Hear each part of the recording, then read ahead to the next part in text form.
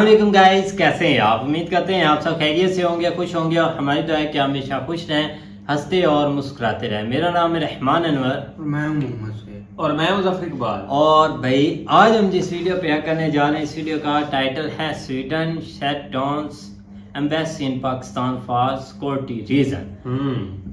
लो भी भाई देखते हैं मेजर साहब की वीडियो। तो अगर वीडियो पसंद आए तो भी गया।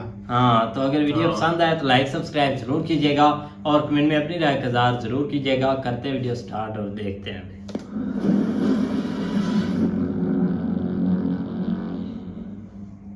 How can somebody do this?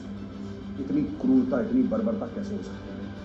तो ये काला दिन है जहां तक जलियांवाला बाग की बात है। और पाकिस्तान ने यह शर्त रख दी कि अगर हम इंडिया जाते हैं, जब हम इंडिया जाएंगे तो हम सिर्फ इनको डेमोक्रेसी का कीड़ा तब काटता है जब इनको लगता है कि फौज इनको सपोर्ट नहीं कर रही। तब ये आइकॉनिक फिल्म मदर इंडिया, उसका जो विलन था ना सुखी दला, ये जो कहता है जय हिंद दोस्तों, मैं हूं मेजर गौरवारी और आप देख रहे हैं चाणक्य डायलॉग्स। इस वीडियो को लाइक करिए, हमारे चैनल को सब्सक्राइब करिए, बेल आइकन दबाना बिल्कुल मत भूलिएगा दोस्तों। आज 13 अप्रैल है और दो ऐसे कारण हैं जिसके लिए 13 अप्रैल मशहूर है। एक बहुत दुखद चीज हुई थी 13 अप्रैल को, और एक ऐसी चीज जिससे हर एक हिंदुस्तानी का सीना जो है वो चौड़ा हो गया। 1919 13 अप्रैल में जलियांवाला बाग हुआ था, जहां पे जनरल डायर, जो अंग्रेज वहां के जनरल थे, वो आए और एक मासूम भीड़ को, जो सिर्फ जिसको कहते हैं for the purpose of a peaceful congregation, बिल्कुल पीसफुल कांग्रेगेशन सर, उसके लिए वहां पे इकट्ठा हुई थी मासूम भीड़, जिसने कोई गलत नहीं करा, कोई ऐसी बात नहीं बोली, कुछ नहीं बोला, और अंधाधुंध गोली चलाई और कितने लोगों को मार दिया और हजारों को घायल कर दिया। मैं गया था वहां पे जलियांवाला बाग और मैंने वो गोलियों के निशान देखे दीवार पे। तो हम लोग जब जाते हैं तो एक हमारी ट्रिप बनती है, जब भी हम दोस्त अमृतसर जाते हैं। So we go in the evening और आराम करके अर्ली इन द मॉर्निंग सबसे पहले हरमंदिर साहब पे माथा टेकना है हमने, और फिर हरमंदिर साहब से माथा, गोल्डन टेम्पल पे माथा टेकने के बाद then we go to Jallianwala Bagh. तो ये, और हर समय ऐसे ही होता है। तो जब भी जाते हैं ना जलियांवाला बाग, तब ऐसे लगता है कि यार ऐसा कैसे हो सकता है? How can somebody do this? इतनी क्रूरता, इतनी बर्बरता कैसे हो सकती है? तो ये काला दिन है जहां तक जलियांवाला बाग की बात है। और आज ही के दिन दोस्तों एक और ऐसी चीज हुई 1984 में कि हर एक भारतवासी का सीना चौड़ा हो गया, छाती हो गई छप्पर नीचे। आज ही की तारीख में भारत सेना यानी इंडियन आर्मी, जो भारतीय सेना है, इंडियन आर्मी की एक टुकड़ी गई थी और सियाचिन ग्लेशियर पे तिरंगा गाड़ा, और सियाचिन ग्लेशियर हर वक्त के लिए भारत का हो गया। इसकी कहानी आपने कई बार सुनी होगी, आप अगर जाएंगे तो पिछले वीडियोस में आपको इसकी कहानी का पता लगेगा। लेकिन सबसे बड़ी बात यह दोस्तों कि मुझे बड़ी खुशी होती है ये बताते हुए कि माय रेजिमेंट, मेरी रेजिमेंट ने सियाचिन ग्लेशियर भारत को लेकर दिया था। Captain Sanjay Kulkarni, four Kumaon, now retired lieutenant general Sanjay Kulkarni, उन्होंने लीड करा था। जनरल हून थे वहां पे, जो ओवरऑल कमांडर थे ऑपरेशन मेघदूत के, और भी यूनिट्स थी, I think 18 Kumaon, 19 Kumaon, if I am not mistaken, but Ladakh scouts भी थे।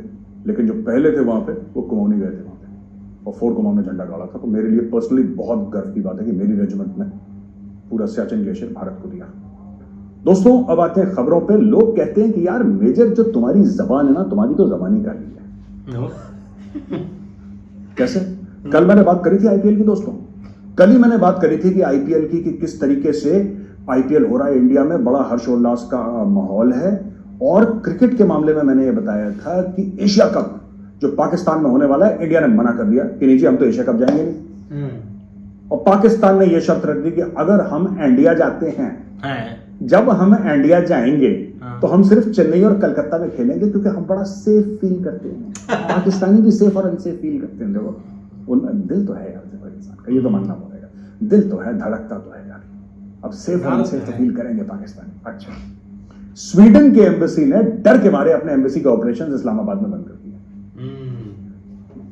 कल ही हमने बोला था, जब मैं कल रिकॉर्ड कर रहा था, मैंने आपको यही बात बोली थी कि पाकिस्तानियों को कहां से सेफ अनसेफ यार, वो क्यों इन 3-5 पे लगे हैं? स्वीडन का एम्बेसी ये कहता है कि इस्लामाबाद भी सेफ नहीं है बॉस, बंद करो, बंद करो, यहां पे कुछ नहीं पता कब क्या हो जाए। एम्बेसी बंद हो गए, सारे ट्रांजैक्शन बंद हो गए। ये जो खबर आप देख रहे हैं, राइट, ये देखिएगा, मैं आपको पढ़ के बताता हूं और आप अपने स्क्रीन पर भी देखिए। Swedish embassy in capital shuts down indefinitely. उन्होंने ये नहीं बोला कि हम कब खोलेंगे अपना एम्बेसी, उन्होंने बोला बंद है तो बंद है, बाद में देखेंगे कब खोलना है इसको। Due to the current security situation in Islamabad, due to the current security situation in Islamabad, the embassy of Sweden is closed for visitors. The migration section is not at the moment able to handle requests of any kind. Also, we cannot send any documents to our consulates or to your homes. We understand that this will cause inconvenience. However, the safety of our applicants and staff members are of highest priority. ये embassy की website में ये notice पड़ा हुआ है। उन्होंने ये बोल दिया है कि दोस्तों, भाइयों और बहनों, मेरे अजीज हमवतनों, ये जो माइग्रेशन एजेंसी है वो भी बंद है, एम्बेसी भी बंद है, ब्ला ब्ला ब्ला ब्ला सब बंद है और हमें कुछ नहीं पता खत्म, ये कब खुलेगा। समझ रहे हैं? समझ गया। तो ये है स्वीडन के एम्बेसी इस्लामाबाद। अब देखिएगा, हो ना हो, मैं ये नहीं कह रहा कि पक्का होगा, लेकिन हो ना हो और यूरोपियंस भी अपना एम्बेसी बंद करेंगे इस्लामाबाद में, क्योंकि वहां पे कुछ नहीं पता क्या हो जाए, वहां पे कुछ नहीं पता। और ये लोग जो क्रिकेट खेलते हैं, ये लोग जो क्रिकेट खेलते हैं पाकिस्तानी, ये अनसेफ फील कर रहे हैं भारत में, और दुनिया तुम्हारे मुल्क में अनसेफ फील कर रही है। और जो न्यूजीलैंड की टीम आ रही है ना पाकिस्तान, अभी मैं उनसे भी कह रहा हूं, भाइयों देख लेना एक बार, हेलमेट पहन के फ्लाइट में चढ़ना, बुलेट प्रूफ जैकेट पहन के खेलना। तुम अगर तुमने सोच ही लिया है कि मौत के कुएं में मोटरसाइकिल चलानी है, तुमने सोच ही लिया है, तुम पूरा इंश्योरेंस करवा के आना। भाई मैं बता रहा हूं, सुनो मेरी बात, न्यूजीलैंड वालों, पूरा इंश्योरेंस करवा के आना, करोड़ों डॉलर का एक एक बंदा, राइट। अगर तुमने सर पे कफन बांध ही लिया है तो ऑल काइंड ऑफ इंश्योरेंस करवा के आना। अगर भगवान ना करे, और मैं चाहता हूं तुम लोग सही सलामत वापस जाओ, अगर पाकिस्तान में कुछ होता है तो कम से come the family is well looked after by insurance money. ठीक है, आप ये देख लेना। वॉर जोन में जा रहे हो आप, you are going into a war zone. I am warning the New Zealanders, you are entering a war zone, जहां पे खुद एक दूसरा गोरा मुल्क स्वीडन ये कहता है कि यार सेफ नहीं है यहाँ पे, बंद करो। कुछ नहीं पता कौन आके, पाकिस्तान का कुछ नहीं पता यार, कोई एम्बेसी में आए बोले कि हमें अप्लाई करना है स्वीडन जाने के लिए, और जैसी एप्लीकेशन देखे वो ले, पता लगा एप्लीकेशन के नीचे तार लगा हुआ है, बम से फूटा एप्लीकेशन में आईडी डाल देंगे, उन्होंने डर के मारे एम्बेसी बंद कर दिया। जो लोग कहते हैं ना मेजर तुम्हारी काली जबान है, मुझे भी विश्वास हो रहा है कि मेरी है थोड़ी सी काली जबान। कल ही मैंने बोला था, ये हो गया आज। अब इसमें भी पाकिस्तानी जो है ना साजिश ढूंढ लेंगे कि मेजर को पता था पहले, इसी ने करवाया है, एक और एफआईआर फाइल कर देंगे मेरे खिलाफ। अच्छा जी, एक और खबर आई है कि ये देखिए, ये वॉशिंगटन पोस्ट में एक आर्टिकल छपा है, और नेटवर्क कंटेजियन रिसर्च इंस्टीट्यूट, ये इन्होंने ये बोला है कि जो खालिस्तानी हैं, राइट, ये ट्विटर बॉट्स का इस्तेमाल करके वायलेंस प्रमोट कर रहे हैं खालिस्तानी। ठीक है, अच्छा, खालिस्तानियों की इतनी औकात नहीं है कि रियली वायलेंस करते हैं ये। ठीक है, इनको पता है मोदी इनका बाप यहां पे बैठा हुआ है, मार मार के दुम्बा बना देगा, यहां पे पता भी नहीं लगेगा कहां गए कहां नहीं गए। तो अब ये ट्विटर के थ्रू वायलेंस प्रमोट कर रहे हैं। खुद नहीं करना डरपोक खालिस्तानियों को, खुद अपने घर पे बैठना है, घर के अंदर दुबक के बैठो, और बाहर कहीं जाके वायलेंस प्रमोट करो थ्रू ट्विटर। अच्छा, ये जब चाहते हैं कि इंडियन लीडर्स की मौत हो तो कैसे बोलते हैं, calling for political death of Indian leaders. अब देखिए, आप डेथ ऑफ इंडियन लीडर्स बोलना चाहते हैं, लेकिन उसको ट्विटर मार्क कर देगा, तो ये कहते हैं पॉलिटिकल डेथ, राजनीतिक मौत, सियासी मौत। ये इनका गेम है, ये इनका ट्विटर अकाउंट कैंसिल हो जाए या सस्पेंड हो जाए, ये भी चांस नहीं लेना चाहते खालिस्तानी, इतने डरपोक के बच्चे हैं ये। पॉलिटिकल डेथ, अरे सीधा बोलो ना, तुम लोग को धमकी देना भी नहीं आता यार खालिस्तानियों, तुम इतने नाकारे निकम्मे नालायक हो। अच्छा जी, दूसरी चीज, celebrating the planting of a device instead of a bomb. ठीक है, अच्छा, ये लोग क्या करते हैं कि ट्वीट डालेंगे, उसमें बोलेंगे पॉलिटिकल डेथ के बारे में बात करेंगे, राजनीतिक मौत, हम चाहते हैं कि भारतीय लीडर्स की राजनीतिक मौत हो जाए, इस टाइप का कोई स्टेटमेंट दे देंगे लोग। ठीक है, और ये कहना चाहते हैं मौत, पर कह देते हैं राजनीतिक मौत की, फंसे ना। ठीक है, फिर ये बॉम्ब को डिवाइस बोल देंगे, ये कोई डिवाइस है, ये कोई यंत्र है, और ये सब मैसेज डाल के फिर डिलीट कर देंगे। ये वॉशिंगटन पोस्ट की न्यूज है, मैं नहीं बना रहा है, वॉशिंगटन पोस्ट की न्यूज है। और मैं ठीक है यार, तुम्हें लड़ना है तुम लड़ो, अगर तुम ये समझते हो कि तुम्हारा ये मन है कि तुम इंडियन स्टेट से लड़ो तो लड़ो, लेकिन यार मैं एक चीज बोल रहा हूं, ठीक है, इतने डरपोक मत बनो यार। व्हाई यू सो स्कैर्ड, इतने कवर्डली क्यों तुम खालिस्तानी हो, इतने, मतलब कि एक तो होता है ना कि जान चली जाए, पुलिस आ गई, पुलिस जान चली जाए, वो अलग बात है। ये तो ये भी नहीं चाहते कि उनके ट्विटर अकाउंट कैंसिल हो जाए या डिस्क्वालीफाई हो जाए, इसमें भी डर रहे हैं ट्विटर से, और इनको बनाना है खालिस्तान और इंडिया के अंदर बनाना है। ये वॉशिंगटन पोस्ट की न्यूज है, जरा इसको ध्यान से देखिएगा, ठीक है ना। इंडिया ने फ्रंट फुट पर बैटिंग तैयार कर ली है अपने, और करना शुरू कर दी इंडिया ने फ्रंट फुट पे। इंडिया ने क्या बोला है कि वही बात जो मैं, याद है मैंने आपको कुछ समय पहले बोला था, और मैंने बोला था कि this is an immigration scam. अब देखिएगा, लिंक हम डाल रहे हैं यहां पे, जो मैंने बात बोली थी कि खालिस्तानी जो कर रहे हैं ना, ये पूरा खालिस्तान का जो सो कॉल्ड मामला है, ये बेसिकली इमिग्रेशन स्कैम है। मैं आपको बता रहा हूं, ये बात मैंने बोली भी थी, इसका वीडियो भी था, आप लिंक देख लीजिए ऊपर, जो मैंने बोला था। कल की खबर ये है कि इंडियन फॉरेन मिनिस्ट्री, उसने वही बात बोली है, and this they have communicated to UK. उन्होंने बोला है, India has raised concerns over suspected misuse of UK's asylum policy by pro-Khalistan supporters amid the controversy over the search for radical Sikh preacher Amritpal Singh. Many who were involved in vandalizing the Indian embassy in London have taken political asylum there. We raised this matter in a meeting. देखो, यही बात मैंने बोली थी, ठीक है। इन्होंने political असर, इनको खालिस्तानियों को ना, ये खालिस्तानी बिल्कुल अपने बाप पाकिस्तानियों जैसे हैं। ये कनाडा जाने के लिए, ये यूके जाने के लिए कुछ भी झूठ बोल देंगे, कुछ भी झूठ बोल देंगे। और मान साहब ने तो वैसे चिट्ठियां दे रखी हैं पैसे लेके, उनको वीडियो तो था वायरल उनका, ठीक है। वो खुद कहते हैं कि हाँ मैंने लिखा है। एक अच्छा खासा बंदा, अच्छी खासी फैमिली का, उसके खेत हैं, उसके ट्रैक्टर हैं, उसकी गाड़ियां हैं, ठीक ठाक पैसा उसके बाद, कंफर्टेबल जी रहा है। वो सडनली उसको चिट्ठी दी जाती है पंजाब से, इंडिया से, कि भाई तुम एक पॉलिटिकल एक्टिविस्ट हो और यहां पे जो सेंट्रल गवर्नमेंट है वो तुम्हें दबा रही है, तुम्हारी आवाज दबा रही है। झूठी चिट्ठी, वो चिट्ठी दी जाती है, वहां पे जाके उसको पॉलिटिकल असाइलम मिल जाती है। यही बात तो मैंने बोली थी हफ्ता 10 दिन 15 दिन पहले, मैंने यही बात बोली थी, और वही बात अब सामने आ गई है। गवर्नमेंट ऑफ इंडिया ने वही बात बोली है कि ये एक बहुत बड़ा असाइलम का गेम है खालिस्तान। इनको मैं बता रहा हूं, इनको कोई खालिस्तान वालिस्तान नहीं चाहिए, ठीक है। अगर इनको चाहिए होता ना खालिस्तान, तो यहां पे कुछ करते, यहां पे कुछ नहीं करा, और पुलिस आ गई, पुलिस सब भाग रहे, यहां पे कुछ नहीं कर रहे वो। This is basically an asylum scam. ये जितने भी है ना, जितने भी जो वहां पे गए और अपने जो इंडियन हाई कमीशन के सामने झंडे झुंडे फैला रहे, वही तो उन्होंने आइडेंटिफाई करा है सीसीटीवी कैमरा से, जैसे भी उन्होंने आइडेंटिफाई करा होगा। और ये गवर्नमेंट ऑफ इंडिया ने वही चीज बोला कि ये लोग जो कर रहे हैं, आप इनका चेक करिए। यूके की गवर्नमेंट को बोला है कि चेक करिए बेटा, जरा चेक करना जरा, इसमें से कौन कौन है, कौन कौन से पिंड तो आया है, जरा चेक करो, और ये बताओ कि किस किस ने पॉलिटिकल असाइलम क्लेम करा है। ये सारे के सारे फ्रॉडियां हैं, मैं बता रहा हूं, सब फ्रॉडियां हैं ये खालिस्तानी। इनको जाना है कनाडा, इनको जाना है बाहर, तो कुछ भी झूठ बोलो यार। अपनी जो मातृभूमि है उसकी बेइज्जती कर दो, अपने माँ बाप की बेइज्जती कर दो, ठीक है।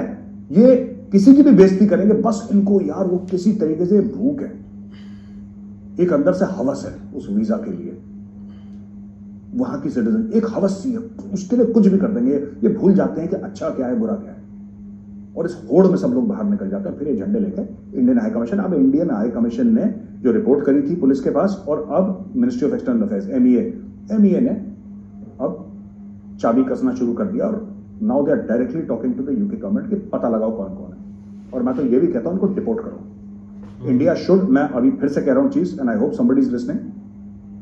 कभी कभी मुझे लगता है कि मैं बोल देता हूं और कोई ना कोई सुन लेता है, हो सकता है गलतफहमी है मुझे, बट कभी कभी मुझे ऐसा लगता है, क्योंकि इतनी चीजें हो जाती हैं बोलने के कुछ दिनों के बाद, तो मुझे लगता है कि यार ये ज्यादा कोइंसिडेंस नहीं हो रहा है। खैर, अगर कोई सुन रहा है तो मैं तो सिर्फ ये भी करूंगा कि India should file cases for deportation, because they have attacked sovereign Indian territory. मैं आपको ये बात भी बता देता हूँ, खालिस्तानियों ने जो अटैक करा ना हाई कमीशन के ऊपर, ये वो हाई कमीशन जो लंदन में है, वो जो हाई कमीशन की जमीन है, उस दीवार के अंदर जो जमीन है वो भारत है, वो यूके नहीं है।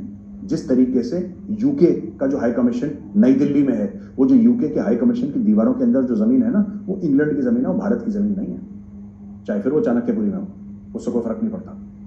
That is UK land, that is sovereign UK territory, British territory. उसी प्रकार से जिस तरीके से लंदन में जो इंडियन हाई कमीशन है, that is sovereign Indian territory. They have attacked sovereign Indian territory and India should seek the deportation.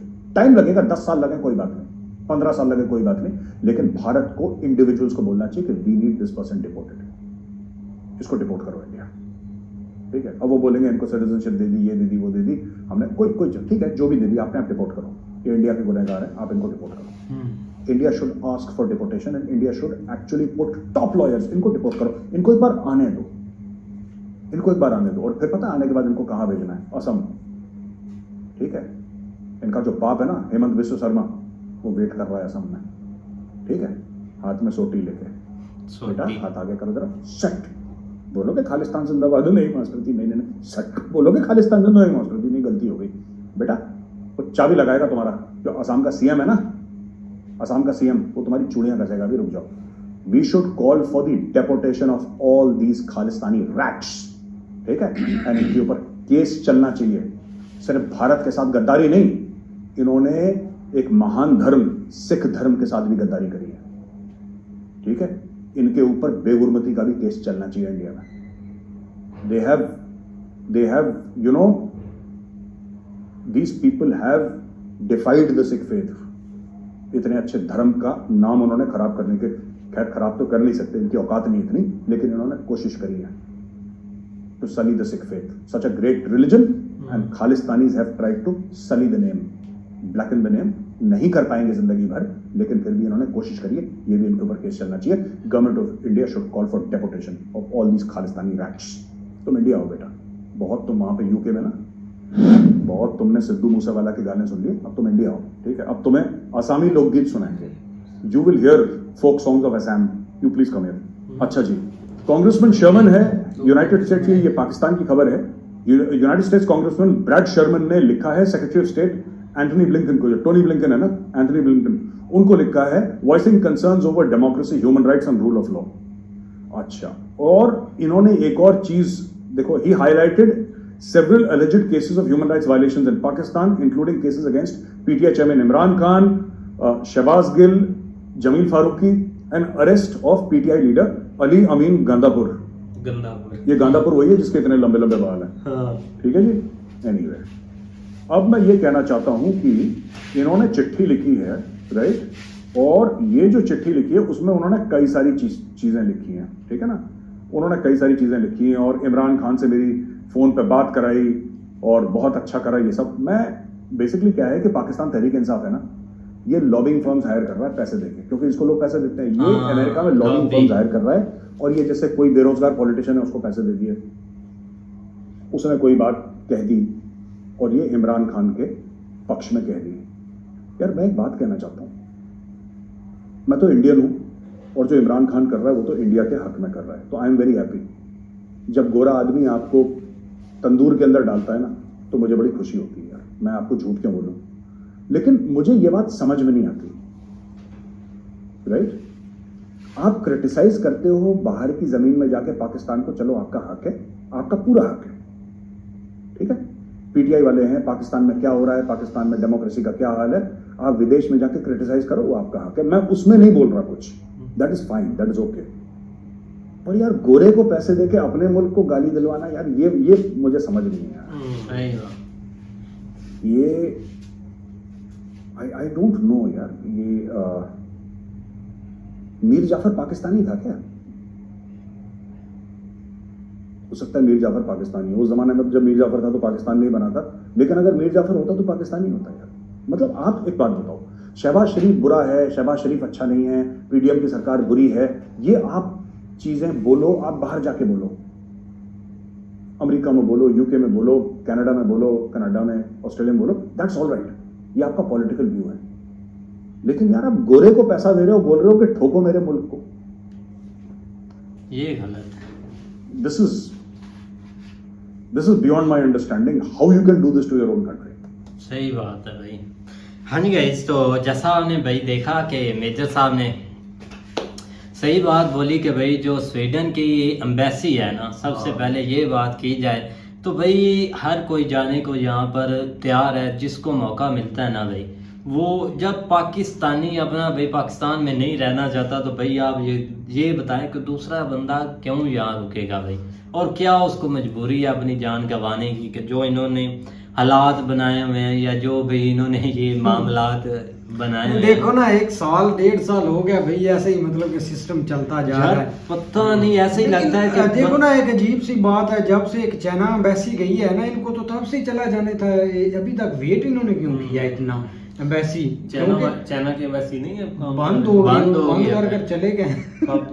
कितने दिन हो गए, मेजर साहब की वीडियो वीडियो बनाई थी उस पर। हमने इधर बैठकर वीडियो तो बनाई वो थी। मुझे तो लगता था वो देखकर कंट्री काफी इधर से निकल जाएंगी, जो एम्बेसी है ना छोटे मुल्कों की भाई, वो निकल जाएंगी, लेकिन अभी तक वो इधर ही थे। उन्होंने शट डाउन किया था इस्लामाबाद भाई शट यार डाउन, एम्बेसी तो पाकिस्तान में थी ना। एम्बेसी पूरी जो है उन्होंने कंप्लीट शट डाउन करके भाई फुर हो गए हैं। अब ऐसे है ना स्वीडन इतनी की इंडस्ट्री है, देखो ना वो मतलब कि कार बनाने वाली, वो भी काफी मतलब कि बिजली से बिल्कुल, परेशान, वो अभी शायद बिजली खींच लेते हो इस्लामाबाद में। यार आप देख लें कि ऐसे हर बंदा अनसेफ का फील कर रहा है इधर, कि मैं सेफ इधर हूँ ही नहीं भाई, कुछ हो जाएगा पता नहीं असल में चलेगा ना भाई। सबसे बड़ा जो यहाँ पे इन्होंने मुल्क को जो लफ्ज दिया था ना, वो एक डेमोक्रेटिक लफ्ज दिया था कि पाकिस्तान एक जमहूरी मुल्क है, और जमहूरियत जो है ना उसका नामो निशान जो है ना वो पहले कुछ थोड़ा बहुत नज़र आता था, वो पता नहीं कैसे नज़र आता था, लेकिन अब जो है ना वो अभी तक ये साल एक गुजर गया, हमें कोई चीज़ ऐसी नज़र नहीं आई। ठीक है ना, शायद जो हुकूमती सपोर्टर हैं उनको शायद कोई आई हो, तो यहाँ पे हम तो भाई कोई किसी को सपोर्ट नहीं करते, हम तो यही कहते हैं कि देखते हैं कि जो मुल्क के हिसाब से चीजें जो है ना वो किस तरह चल रही हैं। हाँ पहले जो भी था, क्योंकि हालात ऐसे जो है ना वो इमरान खान साहब ने एक माशी तौर पे जो है ना वो मामलात खराब किए थे, जिसके बाद इनको जो है ना वो मामलात आगे आके संभालने पड़े, और अब जो है ना वो बहुत सारी मुश्किलात के बाद अब कुछ जो है ना वो स्टैंड हुए हैं, ये कुछ मतलब ना अब बेहतरी की तरफ जो है ना वो आने लगे हैं, जो हमें थोड़ा बहुत नजर आता है। लेकिन जो अगर जो बुक्स में नजर आ रहा है मीडिया के ऊपर, लेकिन जाके इंटरनल अगर आप जाके देखें लोगों के व्यूज, तो वो बिल्कुल मामला जो है ना वो खराब ही है। तो कोई एक ना अनबिलीवेबल चीजें हो चुकी हैं, एक ना बेयकीनी सी जो है ना वो फैल चुकी है, और कोई एक रास्ता नजर नहीं आ रहा, कोई उम्मीद नजर नहीं आ रही। कोई एक होता है ना कि एक बंदे को पता होता है कि यार ये 1 साल है या 6 मंथ है, ओके ओके ओके निकाल लेते हैं, शायद इसके बाद कोई चीज जो है ना वो चेंज आ जाए। कोई होता है ना वेट, मतलब कि वेट करना, हाँ। बंदे का एक टारगेट होता है कि ये टारगेट चीज होने होता है, के बाद बिल्कुल। एक नॉर्मल चीजें हो जाएंगी, क्योंकि इधर दिन ब दिन आप ये हालात ये ऐसे अंदाजा हैं। लगा ले कि अब जो सीन चल रहा है ना अभी पाकिस्तान में, वो चल रहा है एक लड़ाई किसकी, अपने हमारा जो कोर्ट है सुप्रीम कोर्ट प्लस हमारी पार्लियामेंट, ठीक है, पार्लियामेंट, और सही। ये दो एक मुकद्दस इनको बोला जाता है कि ये ऐसे हैं मुकद्दस मकाम जो है ना वो एक अदारे हैं जिनके ऊपर कोई उंगली नहीं उठा सकता, और इनके अगर आप आपस में मामलात बिगड़ जाए ना तो ये समझ लो कि पूरे मुल्क के मामलात बिगड़ गए। अब इन्होंने क्या हुआ कि एक जो है ना वो इमरान खान साहब ने एक ऐसा शोशा छोड़ा, उसके पास जो है ना वो थोड़ी एक ताकत थी सूबे के अंदर, दो के अंदर, पंजाब प्लस जो है ना वो केपी के अंदर, उन्होंने असम्बलियां तहलील कर दी। अब असम्बलियां तहलील होने के बाद जो एक उसने एज पर ला या उसने एक सही किया, ये हर बंदा मानता है कि उसने भाई जो असम्बलियां तोड़ दी वो एक ठीक किया, वो या उसका गलत हक किया, था वो यार, वो बात तोड़े का यार। मैटर। लेकिन ये एक इख्तियारात होते हैं एक वजीर आला के पास, सीएम के पास, कि वो असम्बलियां तहलील कर सकता है। उसके बाद क्या होता है, 90 दिन के अंदर इलेक्शन होने होते हैं। अब 90 दिन जो है ना वो गुजर चुके हैं, अभी तक जो है ना वो मामला आगे किसी साइड के ऊपर लग नहीं रहा है। सुप्रीम कोर्ट ने डेट दी हुई थी कि आपने जो है ना वो करवाने हैं, नहीं करवाया गया। फिर सुप्रीम कोर्ट ने दोबारा ऑर्डर किया कि आपने फंड वगैरह देने, सिक्योरिटी वगैरह जो भी जरूरत होती है यार भाई देखो वो ना, 10 वो तारीख तो तक एक देने हैं। बात अलग रहती है, इधर एम्बेसी बंद हुई है तो भाई उस साइड के ऊपर ही आ रहे हैं ना अच्छा। थोड़ी घुमा कर बात लानी, आपको सिचुएशन बतानी कि हुई बांध क्या हुआ है। हिस्ट्री तो बतानी है। हाँ अब भाई आप भाई कंटिन्यू आप खोए हुए हैं तो क्या कर सकते हैं। हाँ भाई कंटिन्यू। तो भाई अब मसला ये बना कि सुप्रीम कोर्ट के जो है ना दोबारा फिर इन ऑर्डर नहीं माना, 10 तारीख लास्ट थी। अब जो है ना वो सीन कैसा हुआ कि अब लोगों का एक ज़हन जो है ना, जो वहां पे जाहिर बात है पूरी दुनिया कवर कर रही है, पूरा मीडिया यहाँ पे है, वर्ल्ड मीडिया पूरी, बहुत ज्यादा नहीं तो थोड़े बहुत तो है ही ना।